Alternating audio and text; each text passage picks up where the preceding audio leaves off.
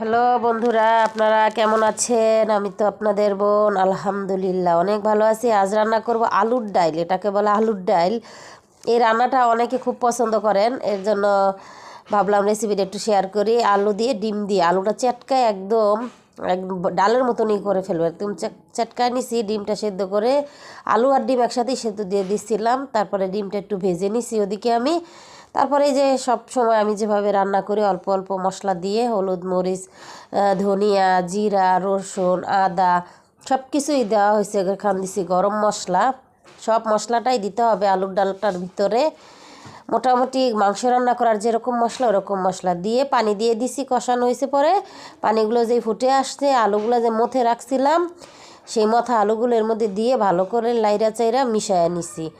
এখন এর মধ্যে দিয়ে দিব ডিমগুলা। এই যে ডিমগুলা দিয়ে এটা সুন্দর করে মিশায় নিব। এখন তারপরে লাস্টে দিয়ে দিব কিছু ধনিয়া পাতা। তো আমার আলুর ডালের রেসিপিটা কেমন হইলো আপনাদের কাছে অবশ্যই কমেন্ট করে জানাবেন। আপনাদের পছন্দ হলে অবশ্যই বাসায় রান্না করে এভাবে শীতের দিন নতুন আলু দিয়ে আলুর ডাল রান্না করে খাবেন। সবাই ভালো থাকবেন। আল্লাহ হাফেজ।